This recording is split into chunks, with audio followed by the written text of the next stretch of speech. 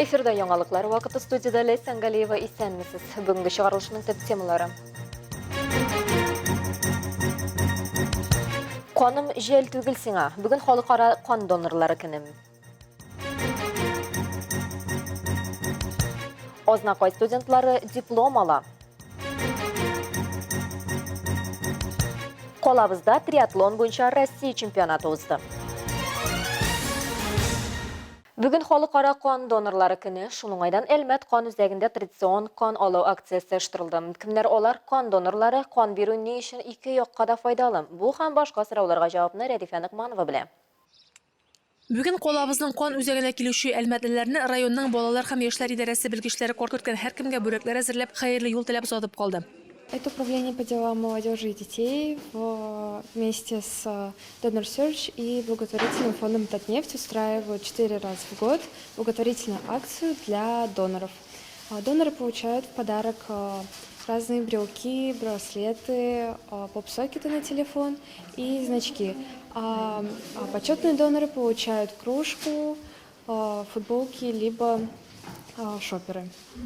Қан һәм аның компонентларын әзерләүдә үзәк белгечләре даими эш алып бара. Ел дәвамында алар үзләренә караган республиканың көньяк-көнчыгыш 7 районы хастаханәләренә мөһим булган шималны әзерләп озатып тора. Үзәкнең баш табибы Асхат Муртазин сүзләренә караганда, биредә ел саен 3,5 донор кан тапшыра. Әзерләнгән шимал күләме буенча бу бер донорга уртача алганда 2,5 донация, ягъни кан тапшыру туры килә дигән сүз. Қан доноры булырга теләүче һәр кеше иң башта әлбәттә тикшерү уза. Иң беренче чиратта әлеге бүлмәгә кереп, ул кан тапшыра һәм гемоглобин күрсәткечләрен белешә. Әгәр дә барлык күрсәткечләр буенча ярардай булса, пациент алга таба терапевт янына уза.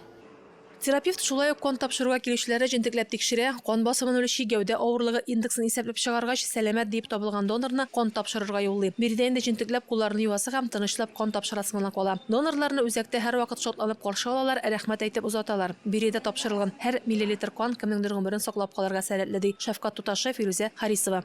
Донор булу бик әһәмиятле дип саныйбыз инде без.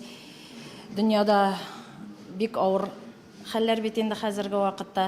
Шуңа күрә донор булу ул кешегә тормыш бүләк итү, үзенең бер өлешен бүләк итеп булып тора бит инде. Шуңа күрә бик үзенчәлекле дип уйлыйбыз без.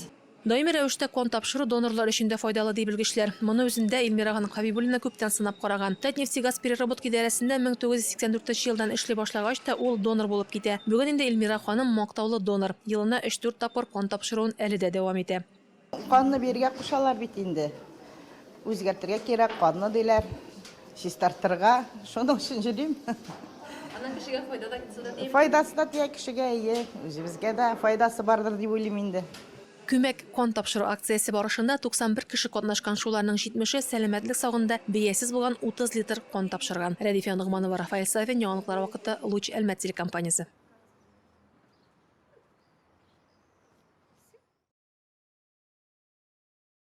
Кичә мәктәп бусагасын атлап чыккан кыз һәм егетләр тиздән кулларына диплом алачак. Ознакай политехник техникумында чыгарылыш студентларының соңгы кыңгырау бәйрәме зур оешканлык белән узды. Бу хакта тулырак Ознакайдагы махсус хәбәрчебез Эльмира Шарифуллина сюжетында. Күңелле дә, бераз ямансу да, истәлекле дә бәйрәм бу. Берничә ел эчендә инде дуслашып өлгергән егет һәм кызлар җитәкчеләре белән көчле алкышлар астында зал түренә уздылар.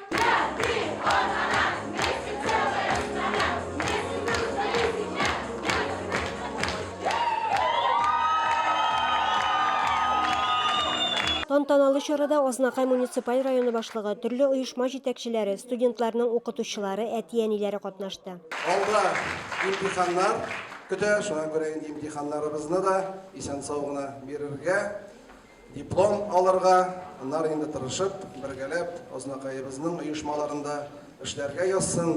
Район тормышында төрле иҗтимагый чараларда актив катнашучы, югары күрсәткечләргә ирешкән егет һәм кызларга тантаналы ноталар астында дипломнар, бүләкләр тапшырылды.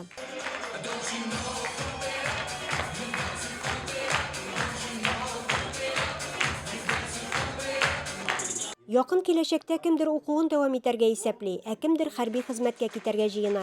Илне сакларга теләк белдергән 30дан артык егет арасында Илназ Зәкиев та бар. Тумышы белән Кәкре елга авылыннан ул. Ничек дип әйтим инде, шөгыльләнү автомеханик белән машина җыясым килә үзем. Башка дусларыма бергә укыган дусларым белән бәхет шатлык инде. Дальше больше укырга. Үзем армиягә китәм. Армия суфларыннан кайткачтан укырга инде. Уку йортына килгәндә, биредә күптән түгел генә ремонт ясалган. Тулай торакта да төзекләндерү эшләре алып барыла.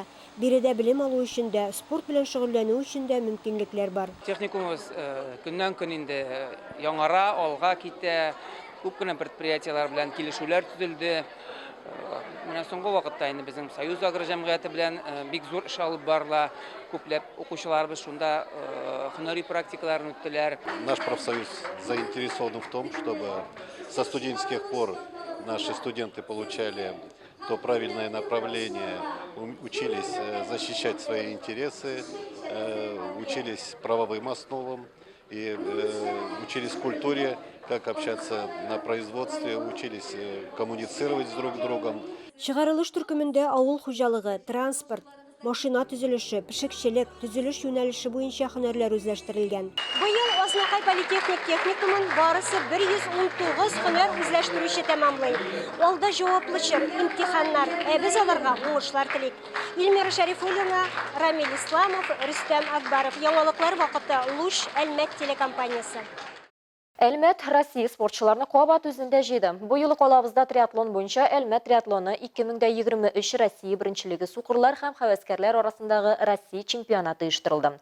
Анда Россиянең төрле почмакларыннан 700-дән артык кеше катнашты.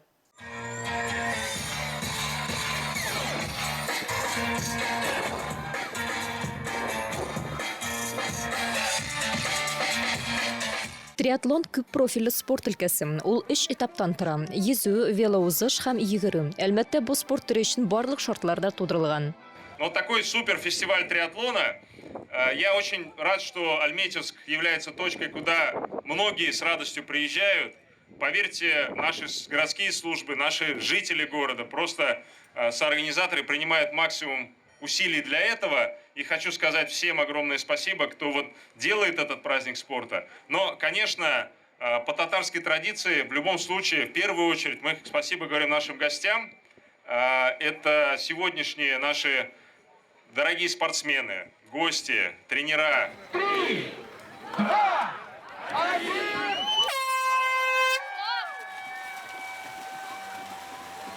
Татнефть компаниясе ярдәме белән безнең спортчыларның бөтен илдән килгән триатлетлар белән ярышып, үз осталыкларын күрсәтү өчен уникаль мөмкинлеге бар. Монда традицион чара шәһәр пляжында ел саен үткәрелә. Быел да төрле дәрәҗәдәге спортчыларны үзенә җыйды.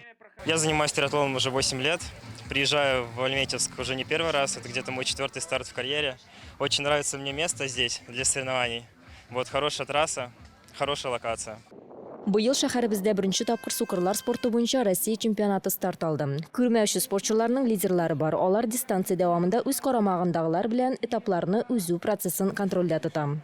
Ну, на самом деле, когда спортсмен тотально незрячий, очень сложно сделать не только дистанцию, но и тренировочный процесс организовать непросто. Вот, допустим, Алена у меня, она постоянно со мной тренируется, у нас вместе тренировки по всем видам совместно проходят.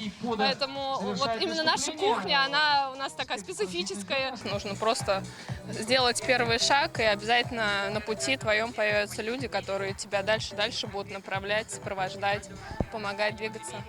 Катнашучылар арасында тирәк хәрәкәт аппараты зарарланган спортчылар, Россия беренчелегендә катнашучылар, Бөтен Россия балалар лигасында һәм хәвәскәр триатлонда катнашучылар да бар. Катнашучылар 750 метр йөзеп, 20 километр велосипедта үтеп, 5 километр йөгереп үттеләр. Кайбер спортчылар өчен бу дистанция гадәти булса, араларында трассаны беренче тапкыр үзләрен сынап караучылар да бар. Это мой первый старт. Я сегодня дебютирую. Вот. Готовился где-то порядка 5 месяцев. Вот. Чувствую такой предстартовый мандраж. Ярышлар нәтиҗәләре буенча катнашучыларны бүләкләү тантанасы узды.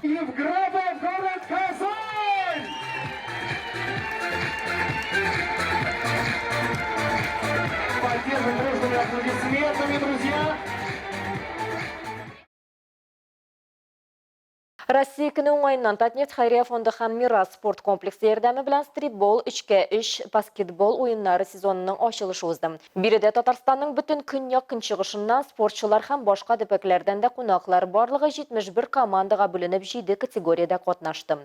Татнефть Хайрия фонды ярдәме белән баскетбол уеннары елдан-ел популярлаша, катнашучыларның географиясе арта бара. Хотелось бы поблагодарить благотворительный фонд «Татнефть», что на протяжении уже второго сезона у нас в летний период проходят такие соревнования. То есть в этом году у нас тоже будет первый тур в июне, второй тур у нас 8-9 июля и третий тур 6-7 августа. То есть на протяжении трех месяцев у нас будет проходить туры, и лучшие команды поедут в Казань на суперфинал. Халкыбызның милли традицияләрен чагылдырган Сабантуй бәйрәме Актүбә бистәсендә үз югарылыгында оештырылды. Милли көнкүреш күргәзмәләре, мәдәният артистларының күңелле чыгышлары, бәйге уеннар, балалар катнашында концерт номерлары, милли көрәш, атлар чабышы булар барысы да истә калырлык мизгелләр белән китте. Бистәдә узган милли бәйрәм хакында тулырак алдагы видео язмада.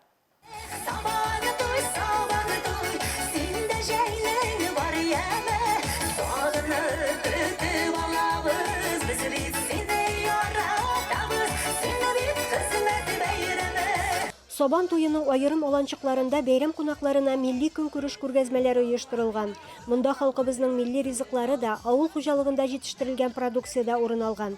Шулай ук халыклар дуслыгы, милли күренешләр, тарихи үткәнне чагылдырган тамашалар да әзерләнгән. Бәйрәм тантанасына җыелган актүбәлеләрне һәм килгән кунакларны район башлыгы Марсель Шайдуллин сәламләде. Бүген инде без бергәләп үзебезнең яраткан милли бәйрәмебез Сабантуйыбызны үткәрәбез. Безнең бик матур күрсәткечләребез, Аллага шөкер, Азнакай районы бик күп күрсәткечләр буенча, күп юнәлеш буенча республикада инде алдынгылар рәтендә. Монда инде актүбәләрнең дә өлеше бик зур. Сабантуй ул халык бәйрәме, авыл хезмәткәрләрен данлау бәйрәме. Бәйрәмдә шулай ук Актүбә бистәсе җитәкчеләре, Татнефть компаниясе вәкилләре дә катнашып, Сабантуй кунакларына изге теләкләрен җиткерделәр. От работников компании «Татнефть» хочу поздравить руководителей, коллективы сельскохозяйственных предприятий с этим национальным профессиональным праздником Сабантуй. Хочу поблагодарить вас за нелегкий, самоотверженный труд, который нацелен, и я думаю, в будущем мы получим хороший урожай и достаток в доме. Мәйдан түрендә алдынгы игенчеләргә, терлекчеләргә, район үсешенә зур өлеш керткән хезмәт алдынгыларына кыйммәтле бүләкләр, дипломнар тапшырылды. Алга таба Сабантуй мәйданының төрле почмакларында өлкәннәр һәм балалар өчен уеннар һәм спорт ярышлары башланып китте. Сабантуйдан олысы да, кечесе дә бүләкләр белән күтәренке кәеф белән кайтып китте. Илмира Шәрифуллина, Рөстәм Акбаров, Яңалыклар вакыты Луш, Әлмәт телекомпаниясе. Бүгінгі шулар иде. Милли Сәнгалиева һәм монтаж операторы Динара Гайнутдинова сезнең белән сау булашабыз. Исән сау булыгыз.